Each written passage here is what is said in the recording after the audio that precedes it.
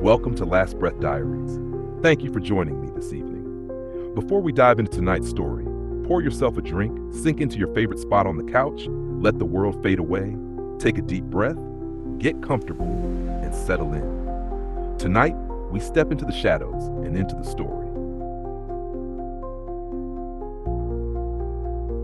Welcome back to Last Breath Diaries. When we left off, 42-year-old Janice Kelly had taken her final breath after multiple cardiac arrests. Her daughter, Maya, had just whispered goodbye, unaware that her mother's death wasn't as inevitable as it seemed.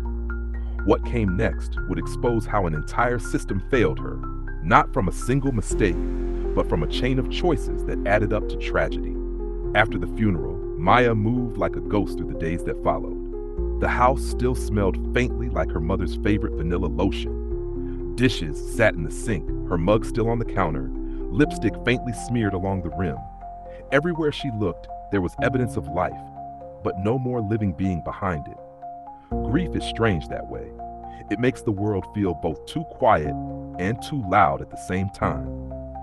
When Maya went to the hospital to retrieve her mother's personal belongings, the staff avoided eye contact. A nurse handed her a plastic bag with Janice's wedding ring, a wallet, and a pair of glasses inside. Nothing more. But Maya wanted answers. She'd watched her mother beg for help, only to be sent home twice before her heart finally gave out. She needed to understand why. She requested her mother's medical records, something every family is legally entitled to. The request took weeks, delayed, redirected, under review. Each call ended with the same rehearsed line: "We're processing that for you." When the envelope finally arrived, it was thick, hundreds of pages filled with medical jargon, timestamps, and charts. Maya sat at her dining room table late into the night, scrolling through every detail, every note, every test. What she found was worse than she could have imagined. 2 weeks before her heart attack, Janice had visited the ER complaining of chest pain radiating to her jaw and left arm, classic cardiac symptoms. A lab test showed her troponin levels were elevated, a telltale marker of heart damage. But the ER was overcrowded that night. The attending physician was juggling 14 patients at once. Instead of keeping her for observation, Janice was sent home with a prescription for antacids and a note that read "Rule out GERD." A follow-up appointment was never scheduled. 2 days later, she returned again, this time complaining of shortness of breath and nausea. A chest x-ray showed fluid buildup, but her EKG was labeled inconclusive. The on-call doctor was a resident covering double shifts after a staffing shortage. He didn't consult cardiology. He didn't even repeat the troponin test. Janice was discharged once again. Less than 48 hours later, she collapsed in her kitchen. Hey, Nurse Chat, let's pause. When we talk about systemic failure, this is what it looks like. It's not one doctor missing a sign. It's many people, tired, overworked, and operating inside a broken system that values speed over accuracy. It's delayed lab results, lost follow-up calls, and policies that treat symptoms like checkboxes instead of red flags. Cardiac symptoms in women are often labeled nonspecific. They don't always have the classic chest-clutching pain we see in men. Instead, it can be fatigue, shortness of breath, or nausea, and that's where they get overlooked. The result? Women die of heart disease every year simply because no one believed how bad it was.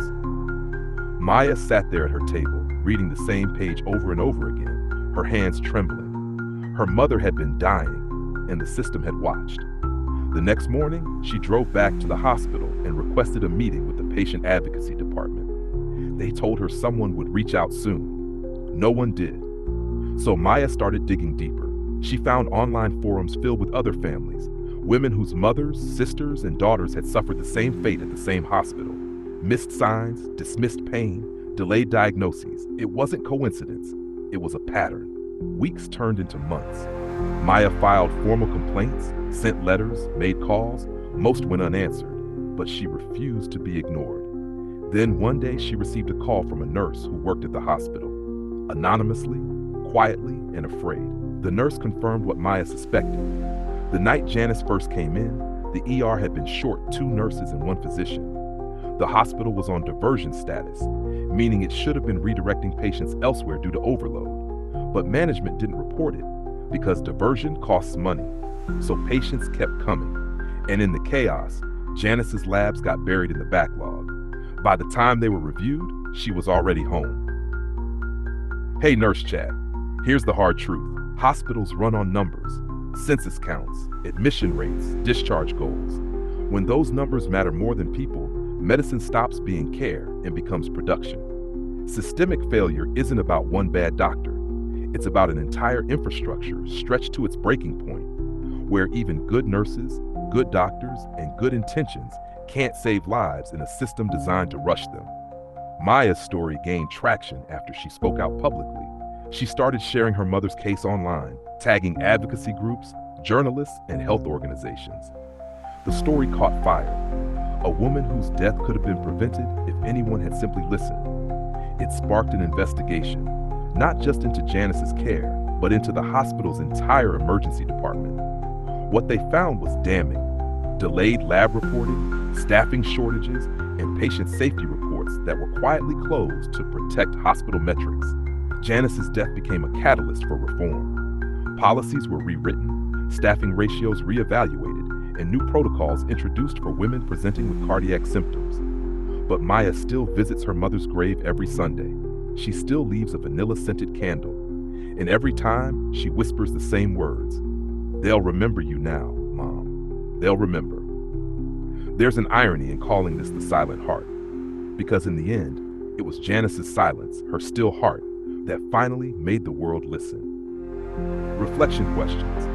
1. Do you believe the healthcare system truly values patient safety over hospital performance metrics?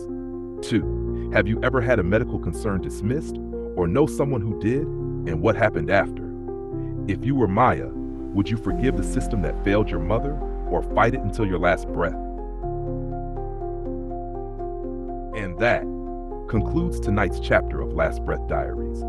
Thank you for stepping into the dark with me. If you felt that chill, make sure to like, share, comment, and subscribe. And don't forget to turn on that notification bell so you'll know exactly when the next story takes its final breath.